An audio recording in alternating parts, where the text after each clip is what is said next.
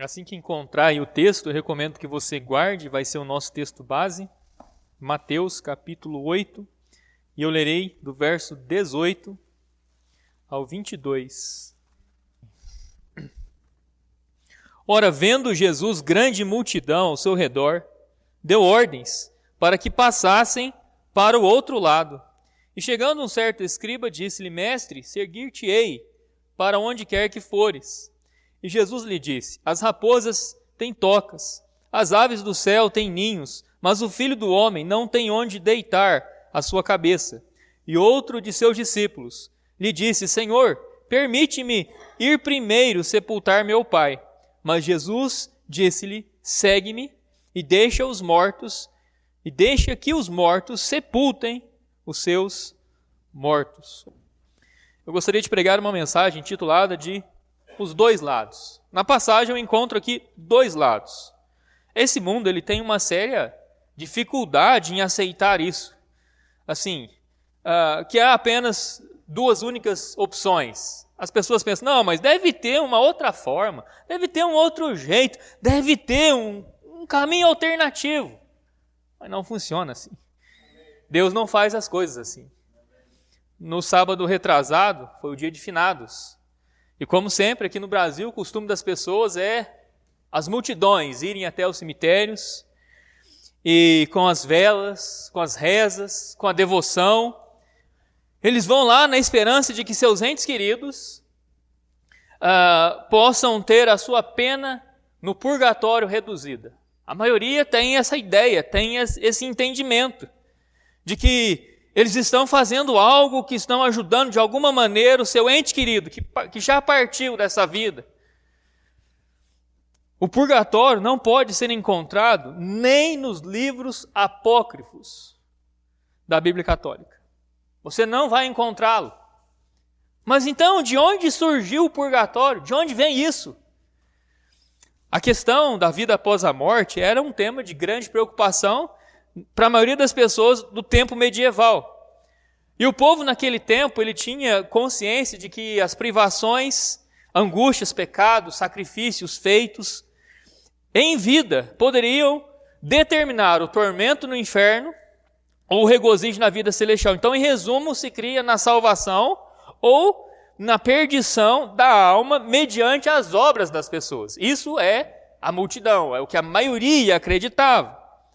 E era mediante esses dois caminhos que o homem se via sem nenhuma garantia do destino eterno de sua alma.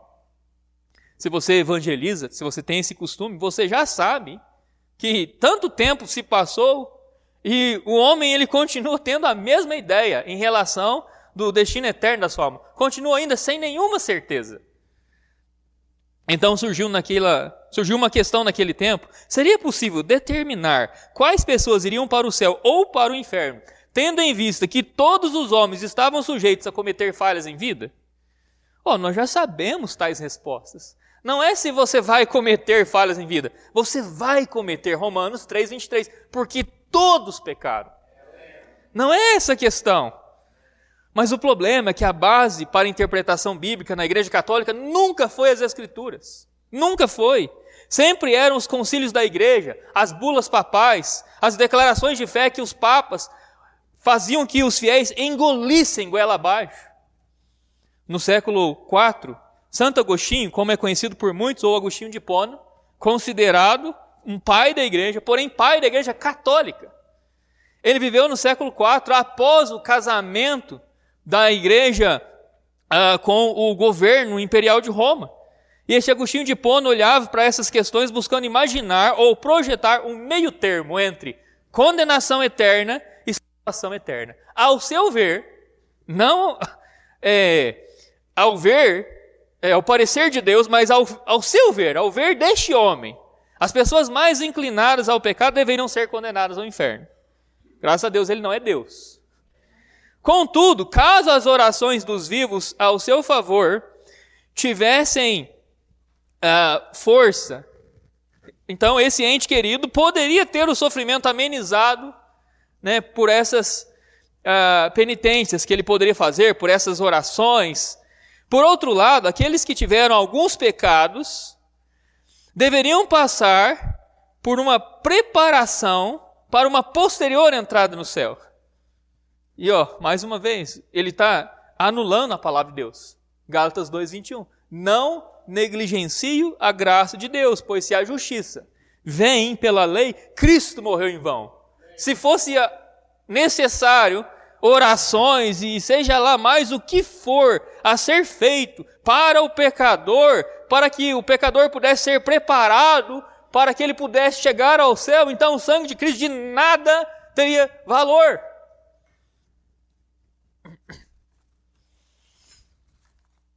Então, já que todo homem é inclinado ao pecado, logo todos estavam sujeitos a receber um longo tempo de condenação nesse tal purgatório.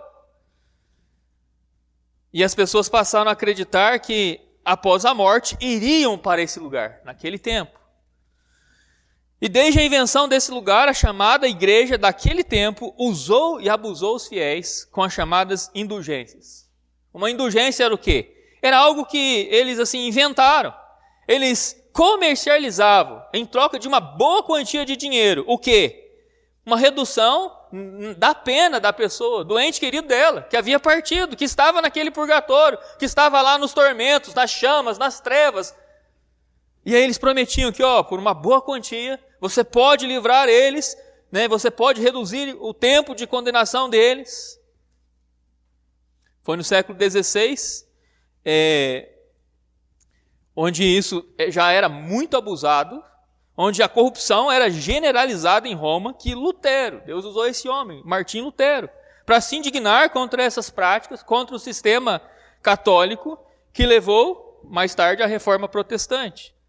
No sábado retrasado, nós estávamos lá no cemitério, estava com o irmão Antônio, nós estávamos de frente para aquele portão, não o principal, mas o portão dos fundos do cemitério lá, o municipal, e ali nós estávamos entregando folhetos. E aí a gente estava com esse folheto, e era um folheto que eu não estava lembrando da história dele, não estava lembrando se eu tinha lido já ele ou não. E aí quando eu me deparei com ele, eu peguei e li o folheto, e falei, que bênção de folheto.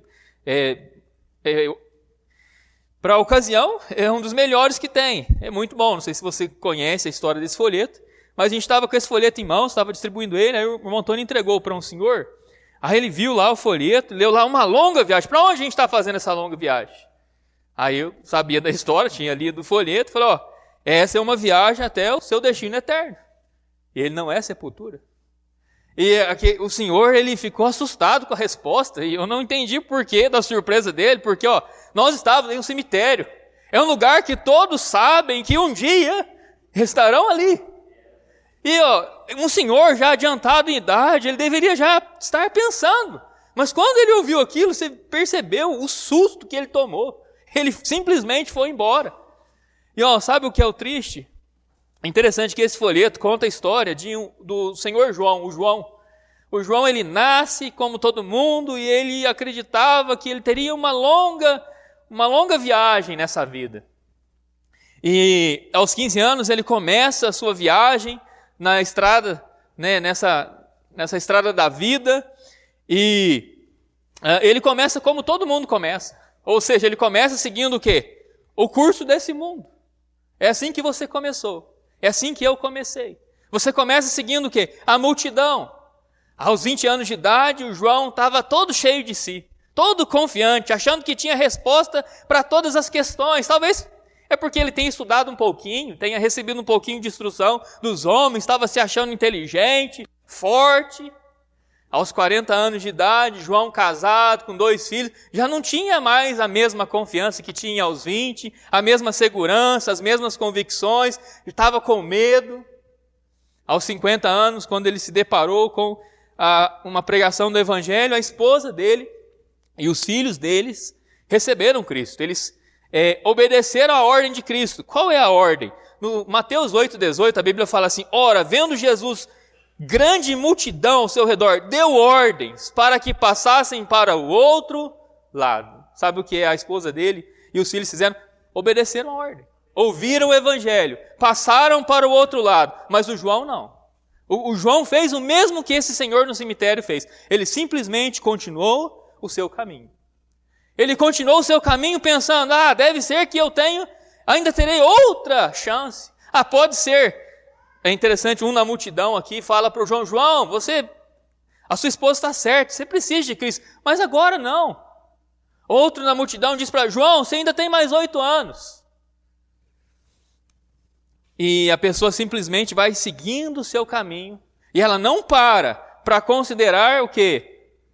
Será que você vai ter outra chance? Será que vai existir outra chance?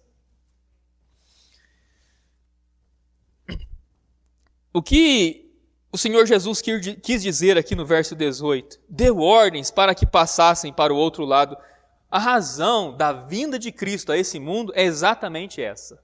Ele veio para dar ordens à multidão, para que a multidão fizesse o quê?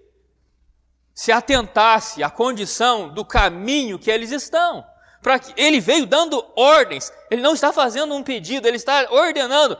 Passem para o outro lado. Essa foi a razão da sua vinda. E eu gostaria de pregar esse sermão bem simples, de apenas 2 pontos. E os pontos são bem fáceis de ser memorizado. Eles estão aqui no nosso texto. E, como eu falei, há apenas 2 lados. É o lado da multidão e o lado de Jesus. Só 2. Como o pastor Mateus estava ensinando na escola dominical, há muitas religiões nesse mundo.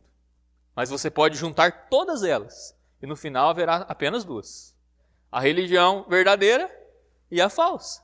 Há muitos deuses, mas no final há somente 2. O verdadeiro, o vivo e o falso. Há muitos destinos que as pessoas poderiam inventar, criar, mas no final há somente 2.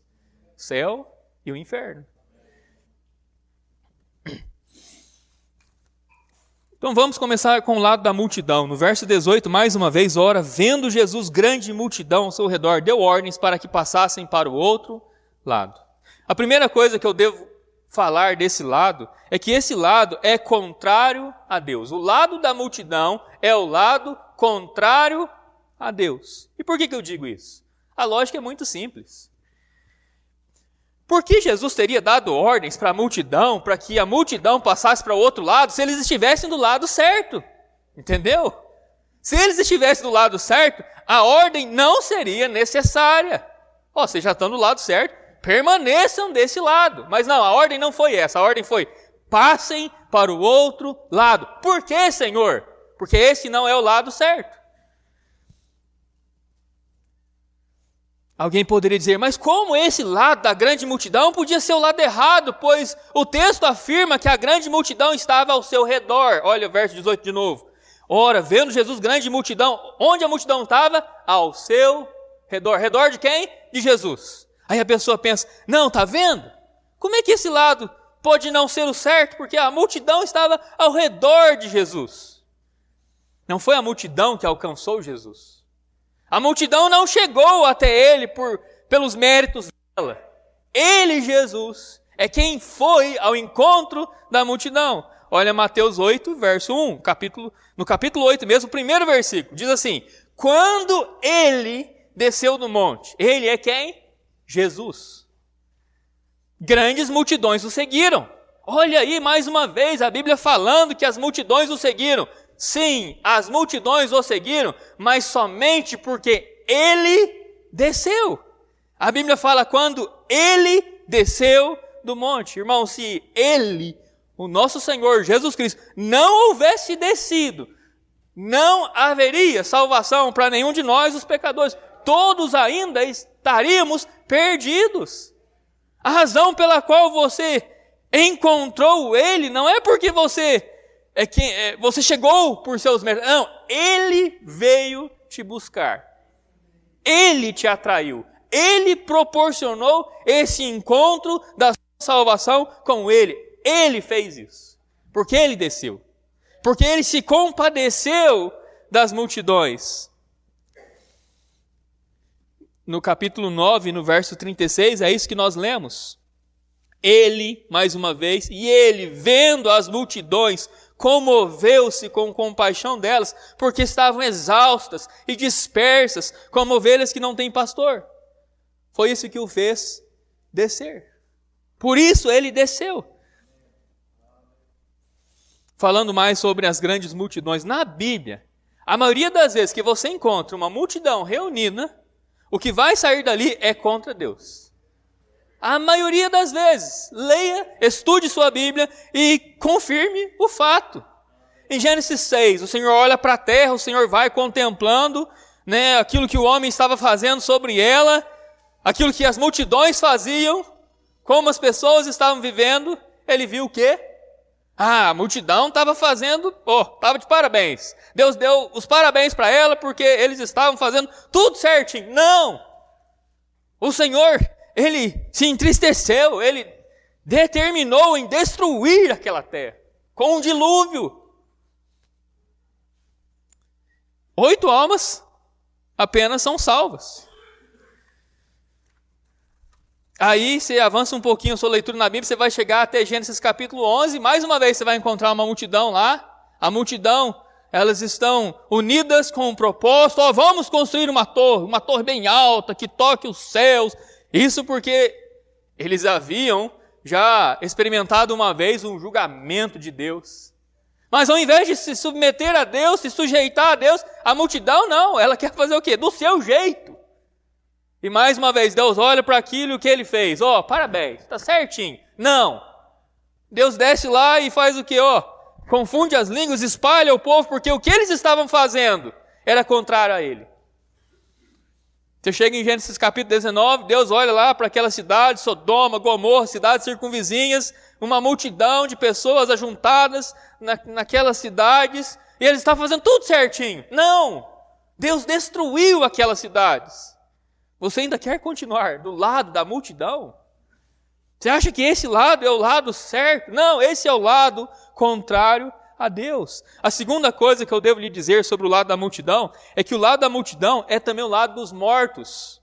No verso 22 o Senhor fala, Mateus 8, verso 22, o Senhor falou assim, mas Jesus disse-lhe, segue-me e deixa que os mortos sepultem os seus mortos. Como isso pode ser possível? Você já pensou nisso? Certamente você nunca viu um morto, fisicamente falando, velando e sepultando um outro morto. Você nunca viu isso. E nem vai ver. É impossível. Então, obviamente, esses mortos que deveriam sepultar os seus mortos, não estavam mortos fisicamente. Mas Jesus, como ele fala em João 8,43, ele diz assim, por que não entendeis a minha linguagem? Por que não podeis ouvir a minha palavra? E a razão pela qual esse mundo não entende a palavra, as palavras de Cristo, e nem consegue ouvir a sua palavra, a resposta está em 1 Coríntios 15, 47, quando a Bíblia fala que o primeiro homem é da terra, terreno, é Adão, o segundo homem é o Senhor do céu. A linguagem do Senhor é espiritual. A palavra dele é viva.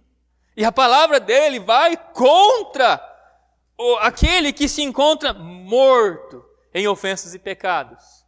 Essa é a morte da multidão. É uma morte espiritual. É um texto que você já deve conhecer bem, mas vamos lá, Efésios capítulo 2.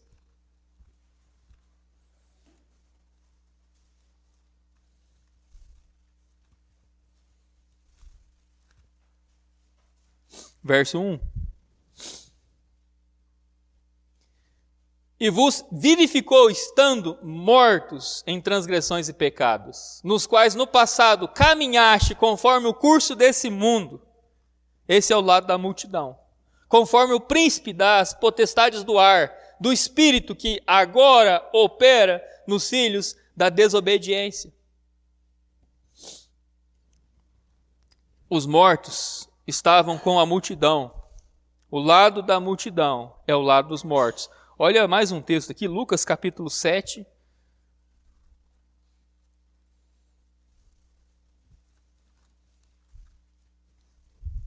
Verso 11, Lucas 7, 11.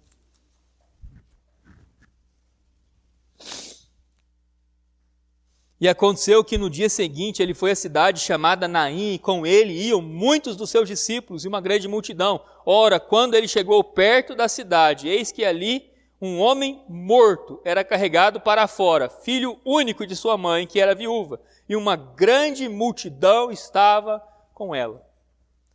O lado da multidão é o lado dos mortos.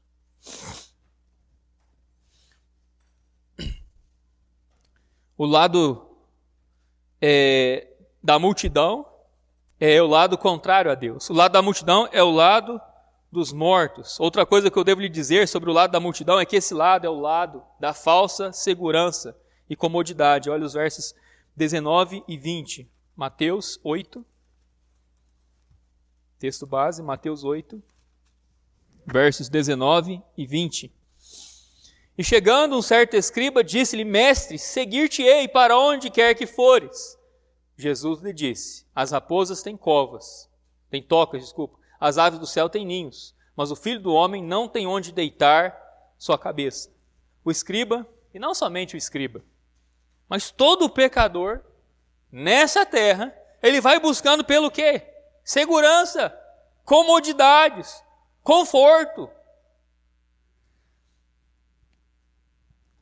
E o lado da multidão, ainda que de maneira enganosa, proporciona uma falsa paz. Proporciona uma falsa segurança. Eu não sei quem vai se lembrar aqui, isso faz um bom tempo. Mas antigamente tinha lá um programa do Silvio Santos lá, e aí ele tinha um programa de auditório e ele fazia perguntas para as pessoas que estavam no auditório. Aí tinha 3 plataformas, e nas plataformas, na parede, no chão, tinha as respostas. E as pessoas ouvindo a pergunta, elas tinham que se dirigir para uma das plataformas. E quando ele revelava a resposta certa, as plataformas que tinham as respostas erradas, elas viravam, a pessoa ela saía do jogo e as que ficaram na certa continuavam. Aí ele fazia a pergunta. As pessoas estavam ali e precisavam se decidir para uma das plataformas. E as mais convictas iam primeiro. Ao ouvir a pergunta, elas tinham, aquelas que tinham mais convicção, se decidiam primeiro. As indecisas ficavam por último. Mas o interessante é que o que você podia perceber é que as indecisas, aquelas que não sabiam a resposta, elas iam com quem? Com a maioria. E ainda assim, quando o Silvio Santos perguntava, vocês têm certeza, vocês querem continuar com as suas respostas, você não quer mudar? Às vezes acontecia, você via lá, aqueles que estavam com a minoria, você via, tinha um grupinho lá com 2, com 3, com 4, e do outro lado tinha um tanto de gente. Ele olhava lá e falava, eu acho que eu vou lá. Aquele lá deve estar, não é possível que eu vou ficar com esses dois aqui, só para você ver, esses dois aqui não deve estar certo. Eu vou para lá. O que eu quero dizer com isso? Junto da maioria, as pessoas se sentem mais seguras. Elas se sentem mais confortáveis. Elas pensam, não é possível que todo mundo está errado. O João aqui do folhetinho, aconteceu isso com ele. A esposa dele falou, João, esse é o caminho. Vida. João, vem comigo, esse é o caminho. João olhou para o caminho lá e falou, mas esse caminho aí? E não é possível, toda essa multidão está errada. O caminho da multidão, ele traz uma falsa segurança. A pessoa vai confiando, esse foi o caminho dos meus pais. Esse foi o caminho dos pais dos meus pais. E, é o caminho dos meus amigos. Não é possível que todos eles estejam errados. Provérbios 14, verso 12.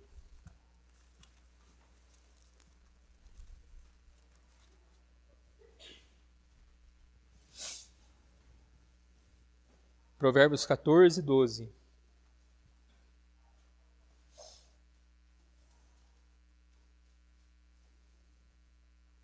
Há um caminho que parece certo ao homem, mas o seu fim são os caminhos da morte.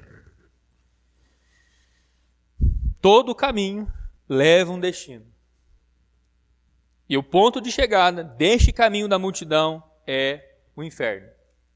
Todas as pessoas, assim como João, que é ilustrado no folheto, ao entrar nessa vida, ao começar essa longa viagem, se continuar nesse caminho, elas irão ao inferno.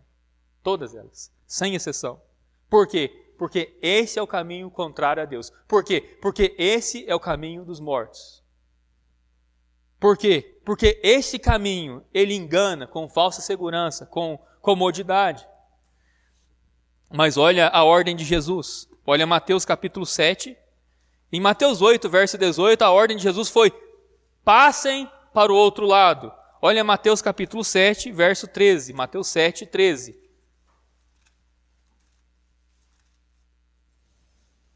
Entrai pela porta estreita, porque larga é a porta, amplo é o caminho que conduz à destruição, e muitos, a multidão, e muitos são os que entram por ela. Porque estreita é a porta, e apertado é o caminho que conduz à vida, e são poucos os que a encontram.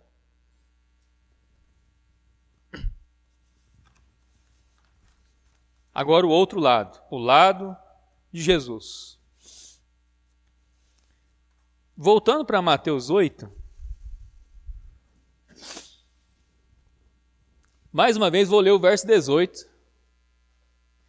E o texto diz: ora, vendo Jesus grande multidão ao seu redor, deu ordens para que, preste atenção nessa palavra agora, passassem. Preste atenção aí no verbo certinho, no verbo que essa palavra se encontra, o verbo passar aí. Jesus ele deu ordem para que passassem para o outro lado. Agora vamos fazer uma comparação com outro texto paralelo a esse, que ele se encontra em Marcos capítulo 4. Olha, Marcos capítulo 4.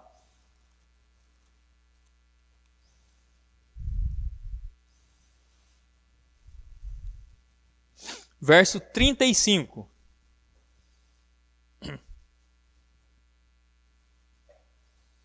Marcos 4, 35. E naquele dia, sendo já tarde, disse-lhes: passemos para o outro lado. Qual a diferença? Primeira diferença, em Mateus 8, verso 18, Jesus ele fala a quem? A multidão, a grande multidão. Ele fala à multidão: passem, passem. Ele deu ordens para que eles passassem, passem para o outro lado. Aqui, para quem Jesus fala? Olha o verso 34. Mas sem parábolas, ele não lhes falava. E quando eles estavam a sós, explicava todas as coisas a quem? A seus discípulos.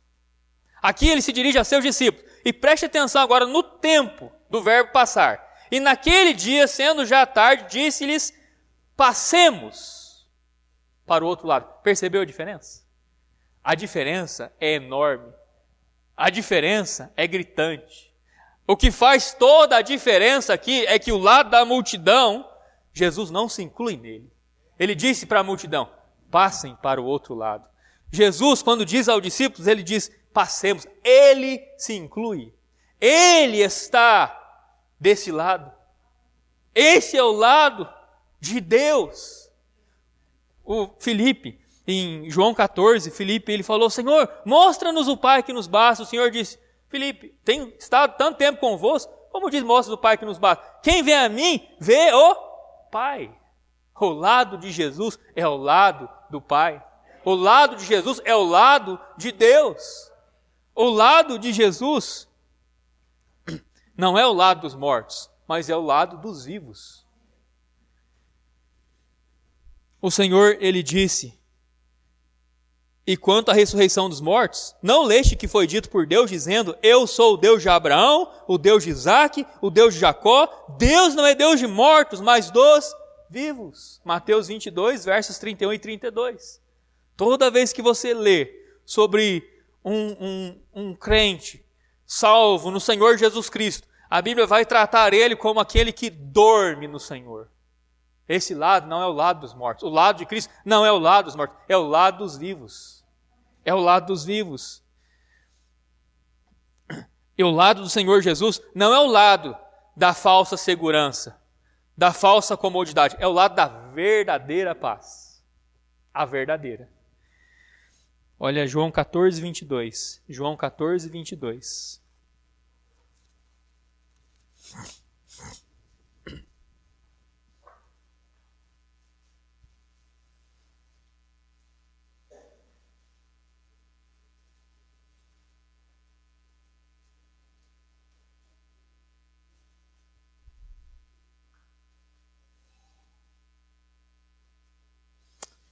Eu errei a referência aqui, irmãos, mas eu tenho o texto. Acho que é 16, deixa eu ver. Não. 14:6, né?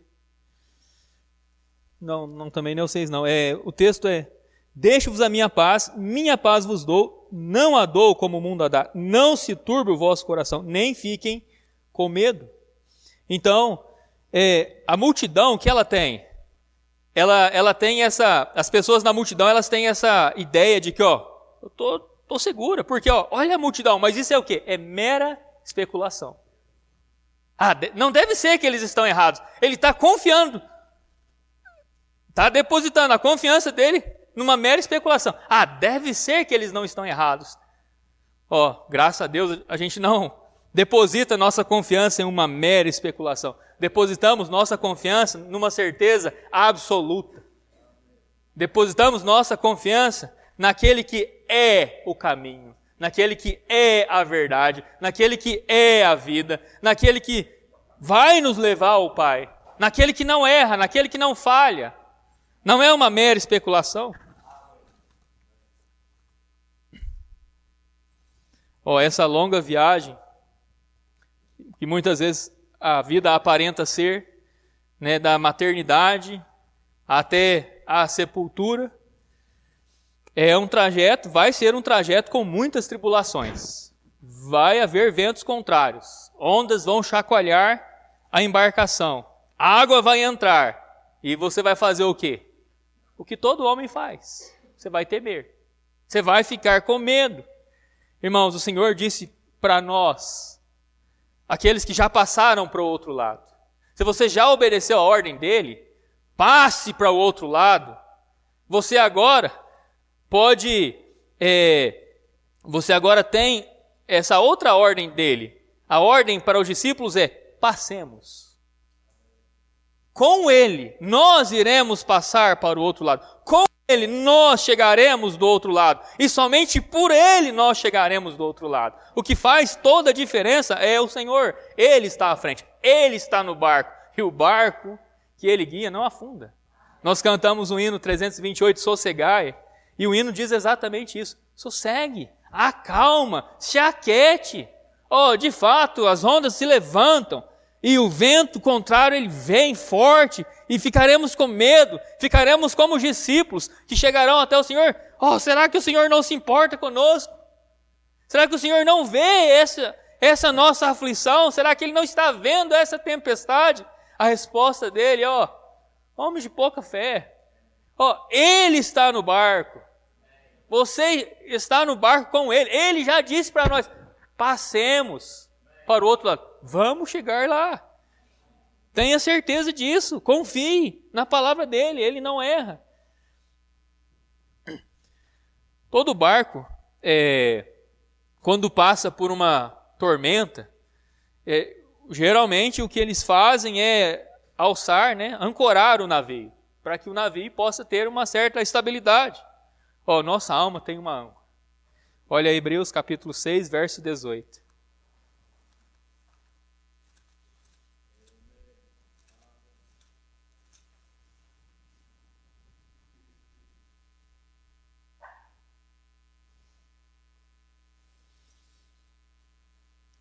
Para que através de duas coisas imutáveis, nas quais é impossível que Deus minta, pudéssemos ter uma poderosa consolação. Note, poderosa consolação. Nós que procuramos refúgio na esperança colocada diante de nós. Esperança essa que temos como âncora da alma, segura e firme, que penetra até o interior do véu, onde o precursor entrou por nós, o próprio Jesus, feito sumo sacerdote para sempre, segundo a ordem de Melquisedeque. Nossa âncora é quem? É o Senhor Jesus. Ele já está com o Pai. Ele já chegou do outro lado. Só que o diferente é que, no caso da âncora do navio, o navio é quem recolhe a âncora. O navio é quem toma a âncora para si, mas no nosso caso é diferente. No nosso caso, a âncora é quem vai tomar o navio. No nosso caso, é a âncora que vai nos levar até esse outro lado. Mas, como ele falou, cheguemos do outro lado, passemos para o outro lado. Vamos passar. Com toda certeza, porque, a âncora já está lá. Ele já está lá. E nós estamos a caminho. Então, não tenha dúvida disso. Não se abale por isso, pelos ventos, pelas ondas que se levantam. O Senhor está no barco. Ele se incluiu. Quando ele disse aos seus discípulos, passemos. Isso faz toda a diferença. Toda a diferença. E lembre dessa longa viagem. Há uma multidão nesse caminho que precisa de conhecer esse outro lado que Jesus falou. Esse outro lado que Jesus ordenou, passem para o outro lado. Nossa responsabilidade é se colocar junto com estes que vão por esse caminho e vão ordenando a multidão, vão replicando essa ordem de Jesus para a multidão. Passem para o outro lado. Passem para o outro lado. Esse caminho é o caminho da morte. Esse caminho é o da destruição. Esse caminho é o da condenação. Passem para o outro lado. Cristo é o caminho. Ele é a verdade. Ele é a vida. Passem para o outro lado.